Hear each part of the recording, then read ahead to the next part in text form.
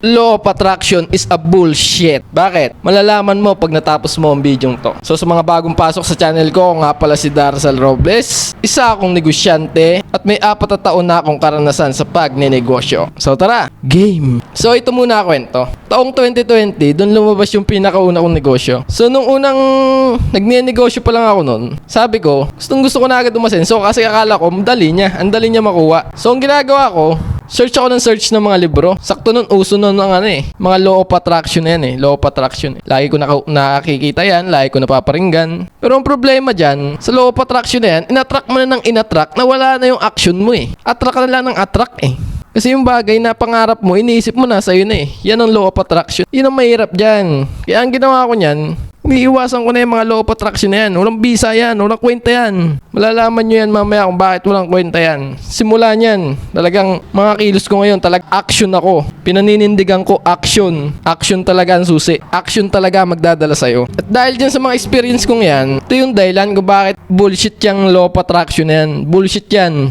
Yung law of attraction na yan, scam yan. Method yan Product yan Libro yan. May gumawa niyan. May nagnenegosyo niyan. Yan ay para sa mga taong desperado na. Kung desperado ka na at hirap na hirap ka na sa buhay mo, tapos nadaanan mo yan, nalaman mo yung law of attraction na yan, papaisip ka, yun lang pala yun. Ganun lang pala kadali yung mababano ka dyan Yun lang pala yun. Ganun lang pala kadali yung pag-aasenso. Law of attraction lang pala yun. Yung law of attraction yan, tuturuan ka niyang isat yung utak mo na isipin yung gusto mong maging mga resulta Yung law of attraction yan, tuturuan ka ng tuturuan yan na isipin yung mga bagay na gusto mong maging resulta. Wala namang mali doon. Kaso, natapos na doon. Napunta na lang sa attraction.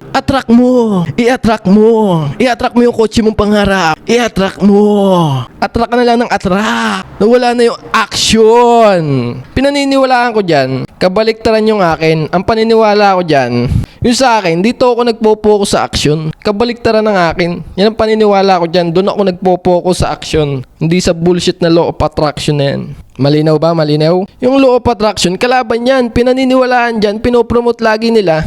Attract ka ng attract. Attract ka ng attract ng mga positive na scam na yan. I-attract mo ang positive. Scam yan. Walang masama doon. Kaso natapos na doon. Na-stuck ka na dyan. Umattract ka na lang na umattract na wala na yung action. Kaya ako, laging nasa action ang solusyon. Nasa paggawa.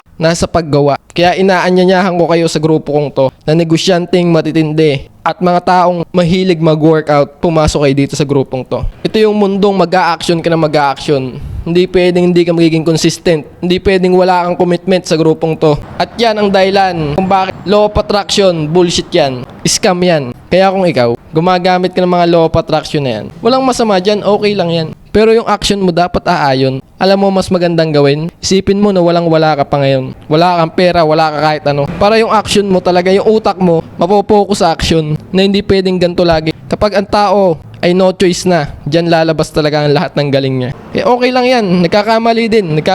Kung nagiging ka ng law of attraction, okay lang yan.